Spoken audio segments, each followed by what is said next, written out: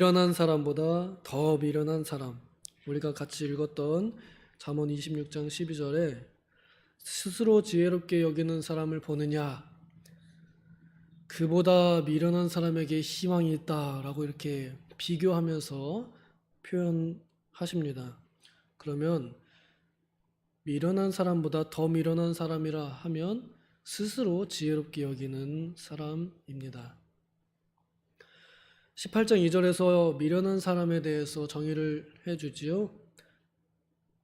지식을 또 지혜를 거부하고 받아들이지 않고 자기가 가지고 있는 자기의 생각만 내세우고 앞세우기를 기뻐하는 사람이라고 말합니다. 이것은 자기의 생각의 고정관념에 갇혀서 거기서 절대 변하지 않는 거예요. 진리에 의해서 변하지 않는 건 굉장히 좋은 거지만 자기 생각에 갇혀서 거기서 변하지 않는 건 발전이 없습니다. 그리고 그것은 발전이 없을 뿐만 아니라 사람을 망하게 합니다. 사람을 혼자 망하는 것이 아니라 그 사람이 영향을 줄 수 있는 이들에게 손해를 끼치게 됩니다. 저는 오늘 이 아침에 이 잠언의 말씀을 통해서 우리가 한 가지 가지고 있는 좋지 않은 습관 또 좋지 않은 생각을 좀 이렇게 한번 뒤집어 엎으면 좋겠다 하는 그런 생각이 들어서 이 잠언의 말씀을 들고 섰습니다. 세상에서 가장 지혜로운 사람이라고 하나님께 인정받은 사람은 솔로몬입니다. 이 잠언은 솔로몬 왕이 대부분 지었는데요. 이 솔로몬 지혜 있는 왕이 지혜에 대해서 가르칠 때 정말 참된 지혜는 무지이다 라고 이렇게 말합니다. 정말 지혜로운 사람은 사실 자기는 아무것도 모르는 사람이라고, 이렇게 여기는 사람이 진짜 지혜로운 사람이라고 가르쳐 주는 것입니다. 그런데 우리는 어떤가요? 내가 지혜롭다, 내가 옳다라고 이렇게 생각합니다. 그래서 내가 옳은 대로 행동합니다. 우리 사람들은요. 다 내가 옳은 대로 옳게 생각하니까 그렇게 행동하는 겁니다. 그러면 내가 옳다고 앞으로 나갈 때 옆에 있는 사람들은 어떻게 하느냐? 이제 평가하죠. 판단하고요.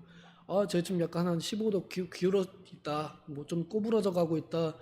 옆에 있는 사람들은 이제 그걸 또 보고 판단을 합니다. 그 또한 그 사람의 생각입니다. 사람들은 다 각자가 자기의 생각대로 말하고 판단합니다. 그런데 자기의 생각대로 말하는 것이 잘못된 것은 아닙니다만, 여기 성경이 말하는 미련한 사람이라 하는 것은 다른 거 다 제쳐두고 자기의 생각만을 고집하는, 자기 생각 고집하는 그것을 꼬집는 것입니다. 우리 사람들은 다들 생각이 다릅니다. 그런데 생각이 다르다고 해서 그것을 틀렸다고 하는 경우, 이것이 성경이 말하는 미련한 경우입니다. 이제 우리도 이미 여러 번 많이 경험을 했고요. 특별히 이제 세대의 차이에서 이런 경우가 더 자주 일어납니다. 이미 인생을 살아보신 분들은 자기가 살아온 인생의 경험들이 자신의 기준이에요. 그리고 자기의 생각이고요. 그것을 아직 겪어보지 않은 이들에게 너희들도 이럴 것이다 라고 하면서 미리 예언을 합니다. 그런데 그분들이 살아왔던 그 세대와 지금 자라나고 있는 그 세대의 환경이 다릅니다. 적용이 안 될 수도 있어요. 그런데 그걸 마치 나의 경험이 진리인 것 마냥 막 이렇게 해야만 해 라고 이렇게 하는 경우가 있습니다. 그럴 때 이제 젊은이들은 그런 사람들에 대해서 꼰대라고 이렇게 표현을 합니다. 그러나 정말 안 꼰대인 사람은 자기가 그렇게 말을 하면서도 한 가지를 인정합니다. 근데 내가 틀렸을 수도 있어. 그냥 참고만 해. 라고 할 때에는 이 사람은 꼰대가 아닙니다. 자기의 생각이 옳다고만 여기는, 그래서 내 기준으로 내 경험으로만 사람들은 판단하고 평가할 때 우리는 그런 사람들을 꼰대라고 부르며 성경이 말하는 미련한 사람에 속한다고 볼 수 있겠습니다. 자, 그러면 여러분, 우리 자신 스스로가 뜨끔하지 않을 수 없습니다. 얼마나 많이 그래왔습니까? 저도 중고등부 아이들 가르치면서 제가 중고등학생 때의 이 경험과 기억을 생각하면서 이래야 돼, 저래야 돼 많이 하지만 지나고 보면은 내가 그 말을 괜히 했다. 아, 그렇게 하지 말걸. 오히려 더 많이 후회를 하게 됩니다. 정말로 지혜로운 사람들은 자신의 생각을 부정할 줄 아는 사람들입니다. 자신의 생각을 부정하는 사람들은 받아들이게 되어 있습니다. 이것이 어린아이와 같은 마음입니다. 받아들이는 거죠. 예수님 오셨을 당시에 이 세상에 참된 지혜이신 그리스도께서 이 땅에 왔을 때에 그 땅에서 직접 예수님을 실물로 눈으로 보았던 사람들 중에서 누군가는 그 예수님을 마음속으로 깊이 받아들였고 누군가는 반대하여 심지어 죽이기까지 했습니다. 십자가에 못 박으시오. 그 피는 다 우리가 뒤집어 쓰겠습니다. 하면서 강력하게 부인했던 부류들이 있습니다. 그 차이가 딱 이겁니다. 자신의 무지함을 인정하는 사람들이었느냐 아니면 자신의 지식을 자랑하는 사람들이었느냐 하는 그 차이였습니다. 바리새인들은 자신들이 가지고 있는 율법과 자신들이 평생 배워온 그 지식이 너무 강했습니다. 그래서 자신들이 가지고 있는 생각에 그리스도를 비추어 보니 자기가 메시아라고 말하는 예수를 보니 자기가 생각할 땐 메시아가 아닌 겁니다. 그런데 자꾸 메시아라고 하니까 죽여버린 겁니다.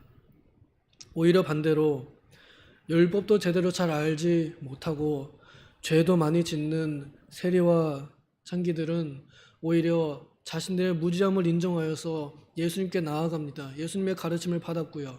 그래서 그들에게는 천국이 열렸고 바리새인들에게는 천국이 닫혔습니다. 오늘날 이러한 현상은 그때부터 지금까지 똑같이 일어나고 있습니다.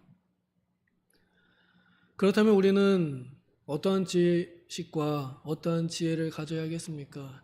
이건 뭐 말할 필요도 없지요. 바울 사도가 말한 것처럼 나는 오직 십자가에 못 박히신 예수만 알기로 작정했다 라고 이렇게 우리의 고백이 나와야 할 것입니다. 이 세상에 참된 지혜는 또 참된 지식은 그리스도밖에 없습니다. 고린도전서 1장 24절에 그리스도는 하나님의 능력이며 하나님의 지혜이다 라고 이렇게 말합니다.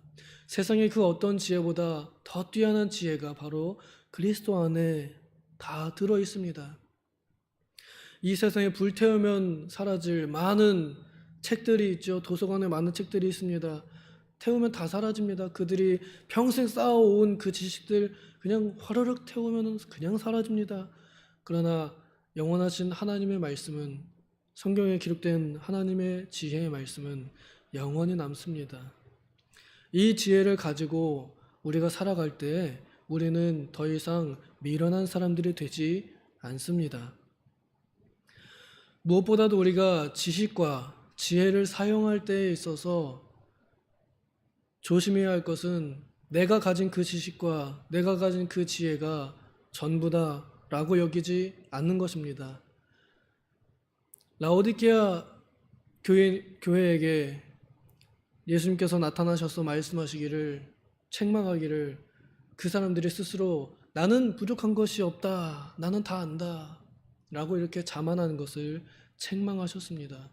오히려 얼마나 자기 자신이 비참하고 자기 자신이 얼마나 비어 있는지를 발견하는 사람들, 아는 사람들, 날마다 자기를 부정하는 사람들, 자기의 생각을 내려놓는 사람들이 정말로 그리스도의 지식과 지혜를 받아들일 수 있는 사람들이지요.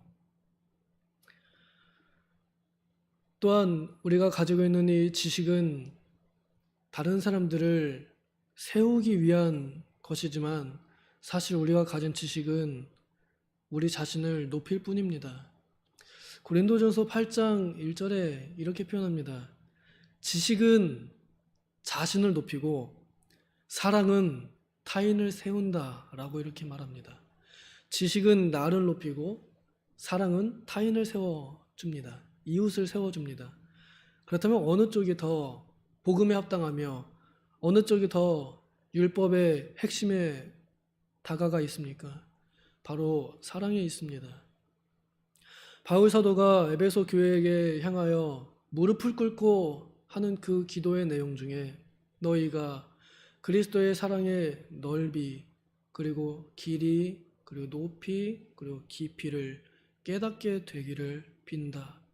그리고 지식을 초월한 그리스도의 사랑을 알아서 하나님의 모든 충만하심으로 너희가 가득 차게 되기를 무릎을 꿇고 빈다.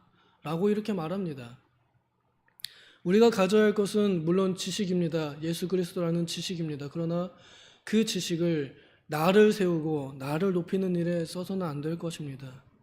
오히려 그 지식을 초월한 사랑으로 내가 알고 있는 그리스도에 대한 지식이 사랑으로 타인에게 전달될 때 나를 낮추고 내 이웃을 높이고 내 이웃을 세웁니다. 이것이 오늘날 우리 성도들이 가져야 할 참된 지혜로운 자세이지요. 이 자세를 가지지 못하면 우리는 아무리 성경의 박사라 한들 박사 학위를 가지고 있다 한들 우리는 미련한 사람들입니다. 제가 신학교에 오면서 다른 이제 신학을 하지 않은 친구들을 내려다보기 시작했습니다. 저 사람들은 이 친구들은 아직 잘 몰라 이러면서 내려다보았습니다. 그런데 신학을 하면 할수록 또 공부를 하면 할수록 정말 나는 아무것도 몰랐구나 라고 이렇게 깨닫게 됩니다. 그동안에 내가 아는 척했던 것들이 얼마나 다시 되돌아가서 그 입을 좀 막으면 좋겠다 생각이 듭니다. 왜 내가 잘 알지도 못하면서 아는 척하면서 입을 떠벌렸을까? 마치 그 잠언 18장 2절에 자기의 생각을 드러내기를 기뻐하는 사람처럼 내가 어떻게 하면 내가 알고 있는 거를 말하지 않을 수 없어서 막 안달나 있는, 입을 열고 싶어서 막 안달나 있는 그러한 제 과거가 생각이 나면서 와, 절대로 다시는 아는 척하지 말아야지 하면서도 아는 척을 하면서 살아갑니다. 너무나 안타까운 일이죠. 우리는 우리의 지식을 스스로 주장해서는 안 될 것입니다. 우리가 오늘 노래를 불렀던 것처럼 주님의 뜻을 이루소서라고 이렇게 기도를 하며 나아가야지. 나의 뜻을 이루어 주소서, 나의 생각이 최고야 라고 하며 주님께 고집을 부리고 다른 사람들에게 내 생각이 옳은 것으로 이렇게 말하는 것, 그것은 우리 자신과 우리 이웃을 망하게 합니다. 한 가지 쉽게 하는 실수 중에 하나는 어떤 일에 대해서 이건 이렇게 해야 돼 라고 말하는 그 표현이 저는 매우 위험하다고 생각합니다. 이 표현에는 내 생각이 옳다라고 하는 전제가 깔려 있습니다. 그러면 그렇게 하지 않는 것에 대해서는 이미 다 정죄를 해버린 상태입니다. 예를 들어서 내가 오른쪽으로 간다면 오른쪽으로 가는 것이 맞는 거야 라고 이렇게 생각을 한다면 왼쪽으로 가고 있는 다른 사람들은 틀린 겁니다. 그렇기 때문에 우리는 어떤 일에 대해서도 이제는 아무것도 모르는 자처럼 그렇게 말하고 행동해야 합니다. 내가 아는 것은 오직 나를 사랑하사 나를 위하여 자신을 내어주신 예수 그리스도께서 나를 사랑하신다는 것뿐이다. 또 그의 피로 내 이웃을 사랑하시고 사셨다. 나도 귀하고 그도 귀하다. 라고 하면서 스스로 낮출 줄 아는 사람들, 그리스도만 높일 줄 아는 사람들이 될 때 우리는 정말로 지혜로운 사람이 될 것입니다. 부디 바라건대 우리 교회 안에서 그리스도에 대한 말씀이 풍성히 거하면 좋겠습니다. 나의 말, 나의 생각, 나의 주장이 풍성한 것이 아니라 그리스도의 말씀이 우리 안에 풍성히 거하여 시와 찬미와 신령한 노래들로 주님께 영광 돌리는 우리 도봉교회가 되면 좋겠습니다. 그러한 교회에 오면 누구든지 미련한 자라도 참된 지혜, 참된 지식을 발견하여 그리스도께 나아가지 않을까요? 이제 우리가 총동원주의를 앞두고 이 교회가 먼저 어떠한 분위기를 만들어내느냐가 참 중요할 것 같습니다.